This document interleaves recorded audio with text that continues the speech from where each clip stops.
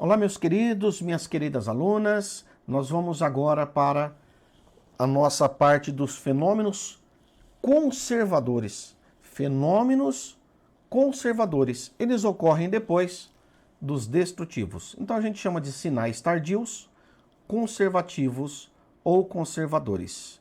Conservativos é um nome que pode aparecer. Quais são os tipos? Esse aqui é um tipo. Saponificação. A saponificação é um processo químico. Por que é um processo químico?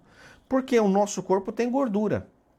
E nossa gordura pode, dependendo das condições do solo e também do ambiente, reagir com componentes básicos do solo, com cátions metálicos que estão no solo.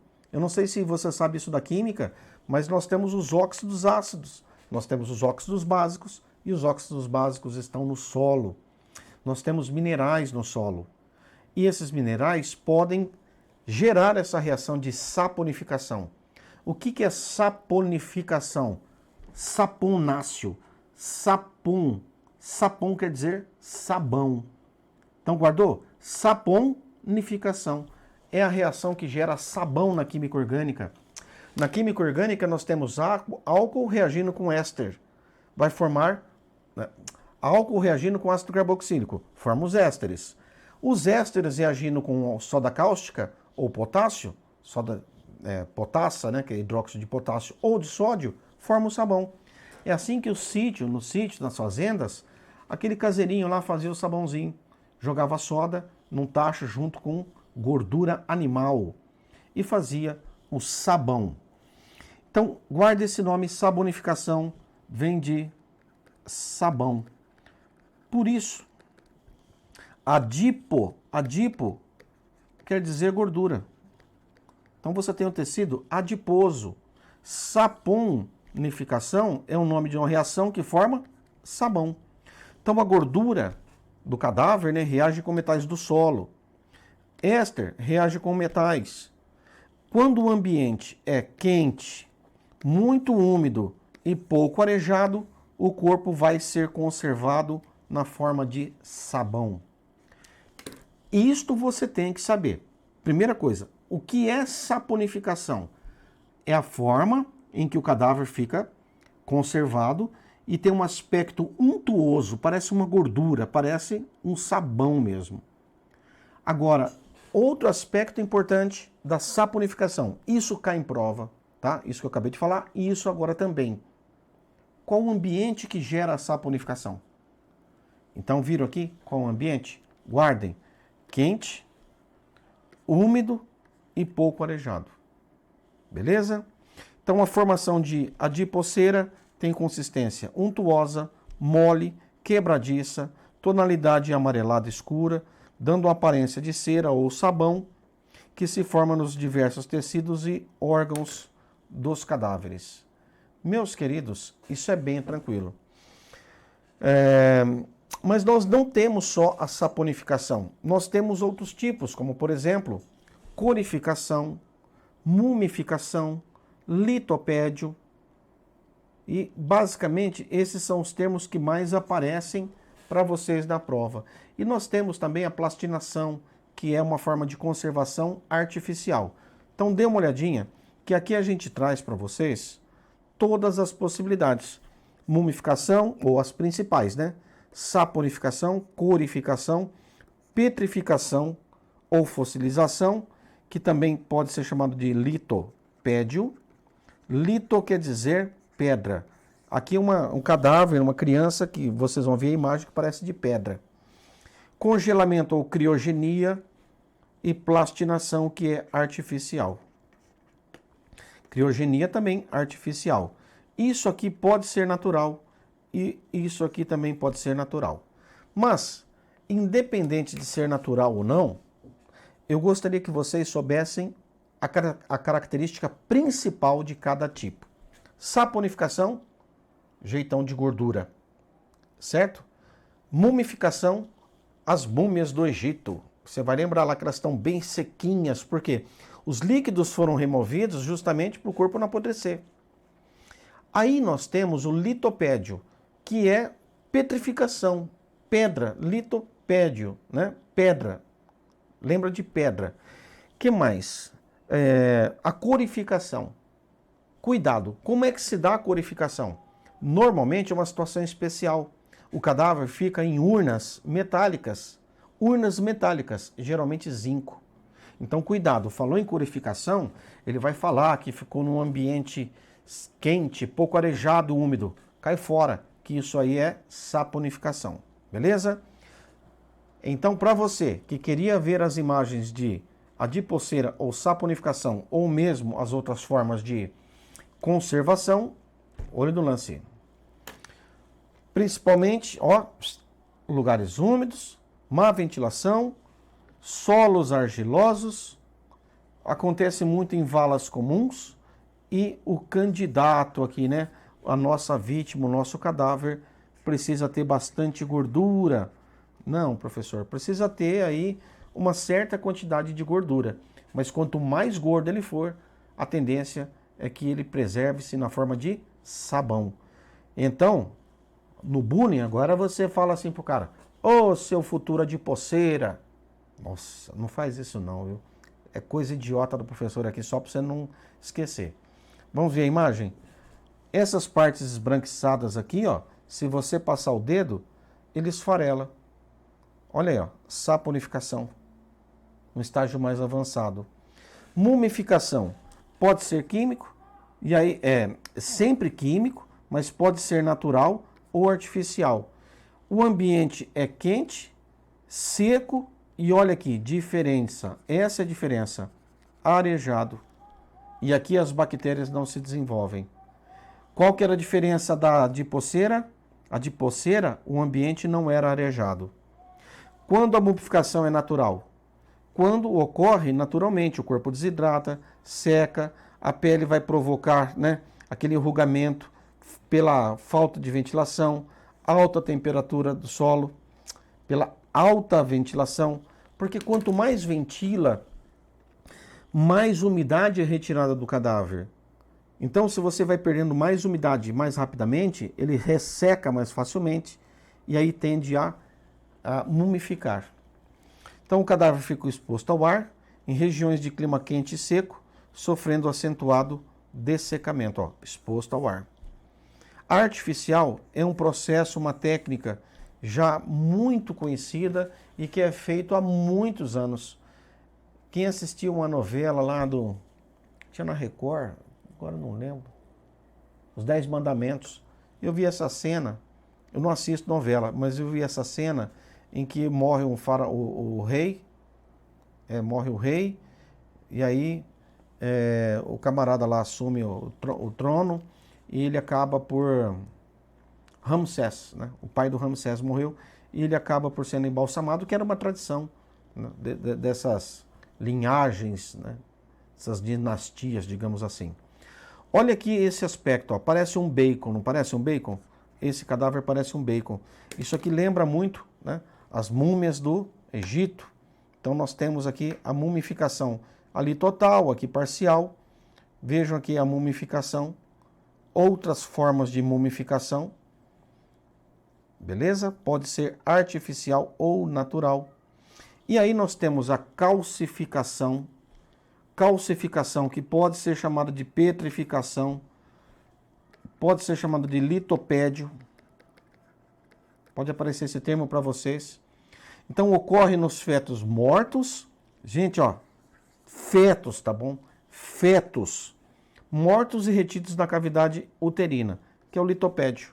É a criança, lembra de pediatra? Pédios, pediatra. É a criança de pedra. A corificação é raro, mas cadáveres que são inumados em urnas metálicas e o corpo foi lacrado. Então eles têm o corpo preservado porque numa condição dessa temos a inibição dos processos transformativos, porque esses metais, né, esse metal zinco, por exemplo, ele não propicia o desenvolvimento das bactérias. Então conserva o cadáver muito mais facilmente. Congelação ou crioscopia pode ser natural, quando o camarada morre lá no avalanche, ou pode ser artificial, quando você coloca o corpo para ficar congelado.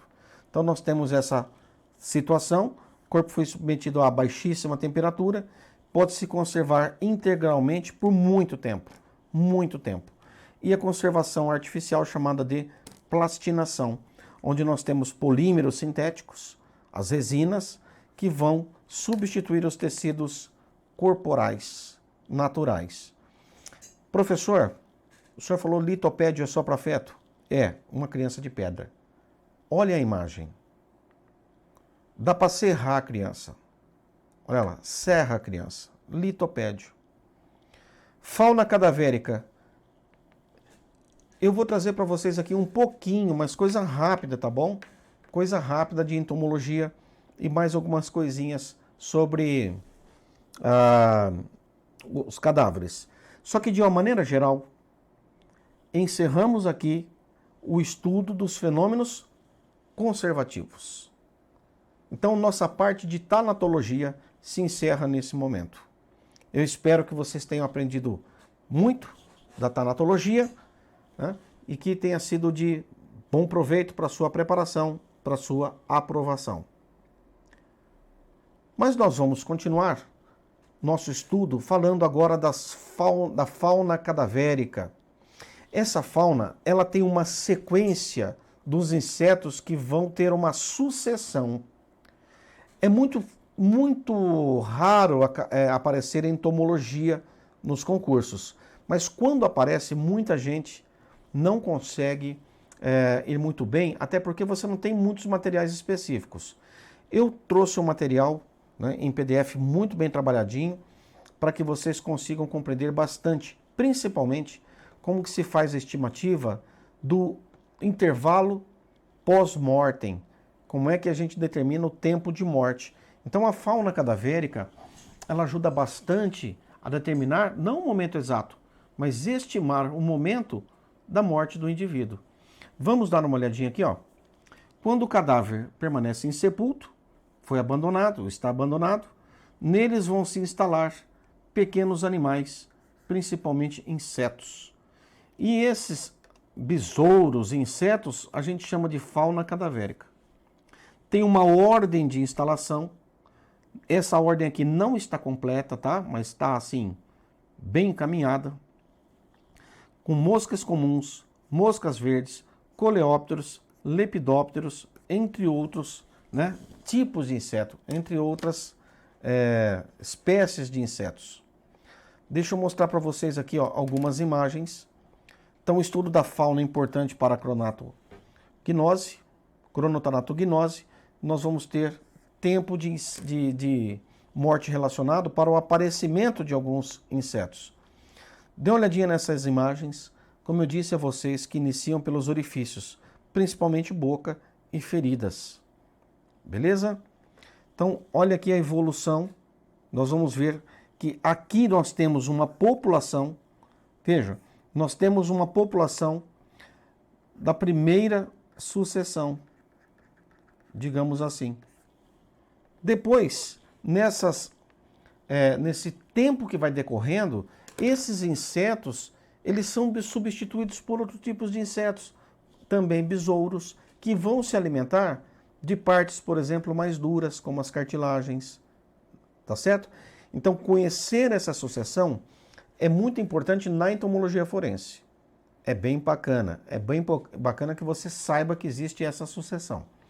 Então, as larvas dos insetos são as principais formas da decomposição cadavérica e, de acordo com o tipo da larva, dá para se calcular aproximadamente a hora da morte, que a gente chama de intervalo pós-morte.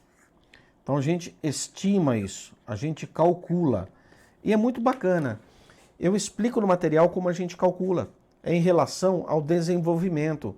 Esses insetos, eles precisam de um período de sol, de uma dada temperatura, para que eles vão se desenvolvendo. Na verdade, é temperatura. Dependendo da temperatura, ele se desenvolve com maior velocidade ou menor velocidade. E aí, o que se faz? O que o perito faz? Ele vai pegar as temperaturas do ambiente, daquele local, e vai estimar quanto tempo teve de exposição solar, qual a variação de temperatura, e aí estimar relacionar com o desenvolvimento dessas formas e dessas sucessões de insetos. Então, o inseto bota o ovo vira larva. A larva come muito, se transforma em pupa. Essa pupa fica dentro de um casulo. E aí, ele atingiu o estado adulto. Chega no local, você não tem só a larva em algumas situações. Além de ter larva, você tem os casulos. Então, desde ovo até casulo, requer um tempo. E esse tempo é importante para se determinar, junto com o fator temperatura, o intervalo pós-mortem. Então, o casulo fica no local, permite ao perito determinar o tipo de inseto que esteve no cadáver e estimar o tempo de morte. Aqui é um ciclo. Então, ovos, primeiro estágio de larva, por isso a gente fala que tem que parar o desenvolvimento da larva. Segundo estágio larval, terceiro estágio larval, e aí ela se transforma em pupa, fica dentro de um casulo. Beleza? Depois, dentro de um casulo, sai novamente a mosca, que vai ovipor, e assim por diante. É o ciclo de vida, por exemplo, aqui da mosca. Beleza? Daí, meus caros, olha lugares, por exemplo, com casulos. Então, os insetos, olha que interessante isso. Eles se aproximam do cadáver de acordo com o tipo de odor. Gente, é comum você abrir uma embalagem de carne e logo na sequência começar a vir mosca e vir principalmente a varejeira. Ela vem pelo cheiro do sangue. Outras vêm pelo cheiro das substâncias pútridas que foram geradas. Então, esta atração, digamos, olfativa, é que vai atrair esse tipo de inseto, gerando essa sucessão. Então, olha, os insetos chegam em tempos diferentes. Daí nós temos as sucessões. A partir disso, nós vamos ter uma ajuda dos insetos para determinar o tempo de morte. A mosca, 9 dias, a larva se transforma em pupa. Então quer dizer, deixa eu voltar aqui. A larva, que é o primeiro estágio larval, se transforma em pupa em 9 dias. Se você chegar a um local de morte e tiver ali pupa, casulos, você já sabe que temos no mínimo 9 dias de intervalo pós-morte. Como é que se chama a mosca varejeira? Você lembra dos sarcófagos? Então já guarde assim, ó, varejeira, Sarcophagidae. Elas são as primeiras a chegar. Sarcophagidae. Esse é o nome dessa espécie, beleza? Aí depois nós temos Carabidae, que é esse tipo de besouro, e a Calaphoridae, que é a espécie adulta aqui, é um outro tipo de inseto. Então esses são os nomes dessas sucessões que aqui chegam. Caso você queira, nós temos os coleópteros com seus diferentes estágios larvais.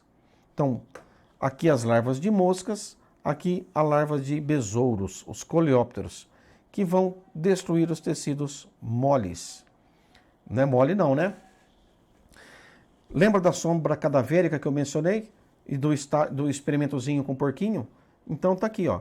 A partir de amostras do solo, esse líquido que a gente coleta aqui, que é a sombra cadavérica, pode nos ajudar a fazer pesquisas quanto a drogas, quanto a medicamentos. E eu vou trazer para vocês uma imagem típica, das principais possibilidades de destruir o tecido, de quem vai se alimentar de tecidos. E que podem até complicar para o perito, para o legista, porque eles podem causar lesões. As moscas, os besouros tentam comer os tecidos, mas nós temos peixes, nós temos roedores que também podem se alimentar de um cadáver. Então, dê uma olhadinha. As moscas depositam ovos ao redor do nariz, boca, ânus e orifícios, tá certo? Lesões, por exemplo. Os roedores comem partes moles da face e mãos. Aí nós temos outros, como por exemplo o cachorro do mato, o lobo, que eles devoram membros inferiores de uma maneira geral. Seria isso, né? Os canídeos. E nós temos os peixes, como por exemplo piranhas e outros peixes, que preferem cartilagem da orelha, papada e lábios. Então essa seria a antropografia cadavérica para os insetos. Belezinha? Então, meus queridos, de uma maneira geral, é isso que nós teríamos aqui para falar um pouquinho sobre entomologia e sobre a fauna cadavérica, tá bom? Meus caros, deixa eu ver aqui.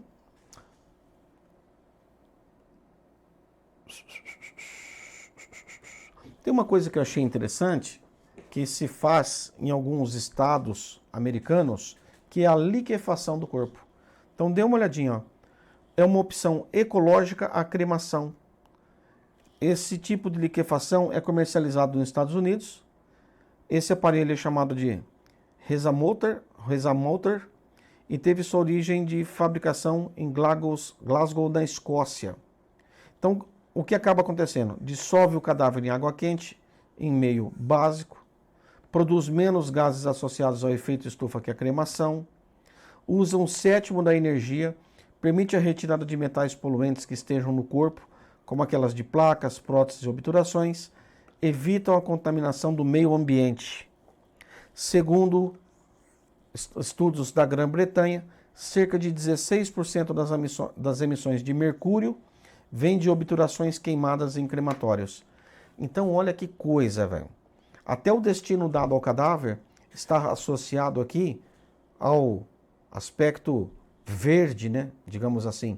Diminuir a emissão, a poluição, a liberação de metais pesados, por exemplo, para o solo, como os das obturações dos dentes, das placas, dos pinos de platina, de fraturas que o indivíduo tenha. O corpo pode ser cremado, certo? Pode ser cremado. Mas cuidado, questão de vestibular. Ou questão de concurso vestibular. Eu já vi essa pergunta em provas de concurso. O corpo pode ser cremado a qualquer momento? Resposta. De uma maneira geral, sim. Mas em casos de morte violenta, pode ser cremado? E aí depende muito do tipo de morte violenta, mas depende de uma coisa, da autorização judicial. Por quê? Vamos pegar um caso de morte violenta e que depois se queira fazer a exumação. Se o camarada é cremado, perde-se essa possibilidade de fazer um novo exame. A exumação, ela é muito importante quando faltam vestígios ou quando se quer tirar dúvidas sobre possíveis vestígios tanto toxicológicos quanto de lesões. Então, cremação em morte violenta só é autorizado judicialmente, tá bom? Então esse é um aspecto relevante para se observar. Pessoal, existem vários outros aspectos relacionados ao cadáver, os destinos que o cadáver pode tomar, o que é comoriência, premoriência, pós-moriência, mas isso não é assunto da nossa aula de tanatologia, mas será de um outro momento, possivelmente. Tá bom? Então, encerramos aqui. Um grande abraço e faça seu resumo, guarde essas dicas que eu passei para vocês, que eu acredito com que nós abordamos aqui, dá para você responder facilmente a 90, 95% de todas as questões de concursos de todo tipo de banca. Uma ou outra que você vai ter que aprofundar alguma coisinha a mais, tá bom? Mas de uma maneira geral, aqui é mais do que suficiente para que você vá muito bem em praticamente todos os concursos do país em que caia tanatologia. Até um próximo momento.